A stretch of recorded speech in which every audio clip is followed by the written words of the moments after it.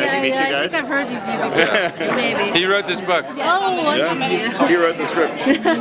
So, Ernie, I'm going to ask you, what was your first reaction when you found out that Spielberg was actually going to direct your movie? Once they, after the 2 weeks of uncertainty when I wasn't sure if it was going to happen, and I thought that he was going to say no for sure, and then I would always regret him not doing it. But when they finally said he is going to do it, then that was almost 3 years ago this month, exactly in March when they announced it, and it's just been the best 3 years of my life.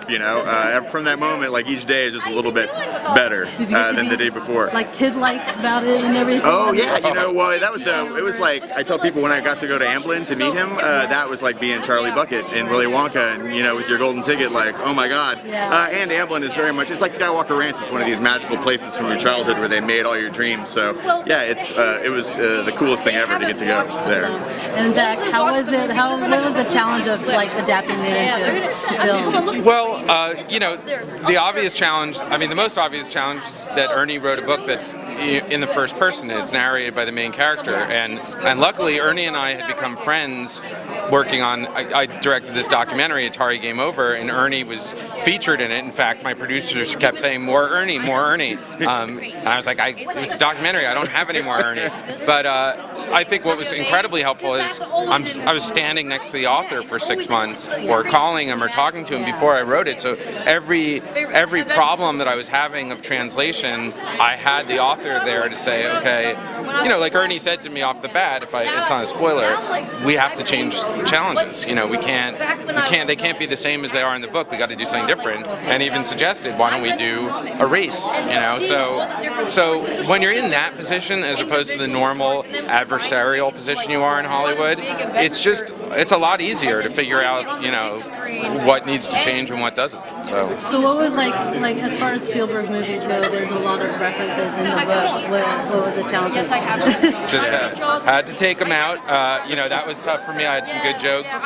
Ernie, there's a lot of good stuff, but completely understandable. I think it really, the self-referential quality of it would have overwhelmed what the movie actually is. But Ernie talked. We kept a couple of things. Yeah, Back to the Future. DeLorean is in there from Back to the Future. There's Gremlins references. There's a big Jurassic Park reference in the movie. So, but what I tell people is like, you shouldn't be worried about there being Steven Spielberg movie references because you're getting a whole new Steven Spielberg movie. The whole thing is technically a new Steven Spielberg reference that in the future people will be referencing this movie, so we don't need to double down and be that meta with Steven Spielberg references all the way down. So I think people who are the main reference for me is that it has the spirit of an Amblin movie, like Goonies or E.T. Like that's the big Steven Spielberg reference, is that it feels like a Steven Spielberg movie.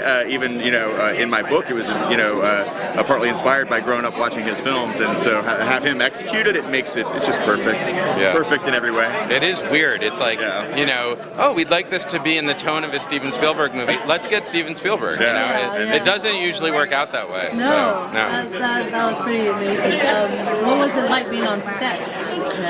It was the coolest, It was harder for Zach because he had to be there the whole time. I got to come and go and just run around and be like, this is amazing. All right, I'm going to go home for a while. And then although come back, I would drag him back, he'd be like, oh, I got to go home. I'm like, no, we've got this problem and you got to stay. And it was pretty great. But, like they had built the stacks for real. Not as big as you see them. They're digitally extended in the movie, but it's still, there were like 8 or 9 of them and like a whole working city filled with extras, and the stacks, were engineered so that you could climb up in them because they had to be stable. So it was amazing. It was like walking into the paperback cover of my book, Yeah, that's pretty amazing.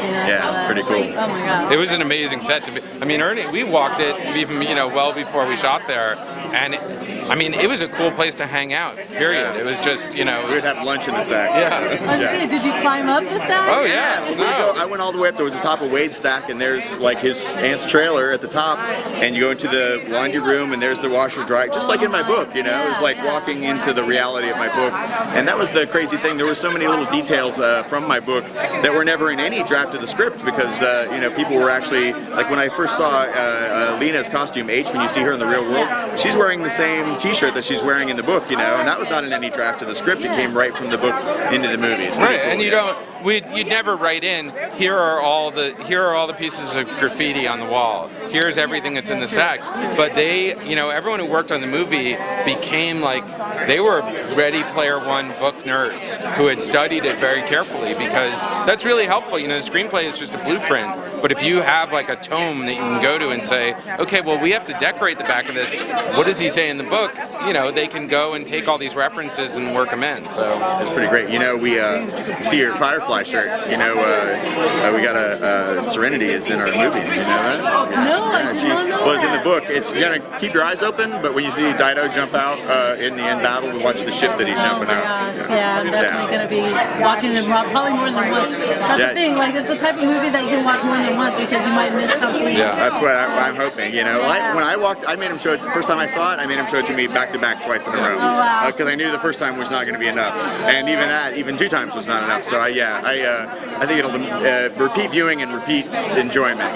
Thank you so much. Oh, thank you so much. It's nice talking Thank with you you. guys. All right.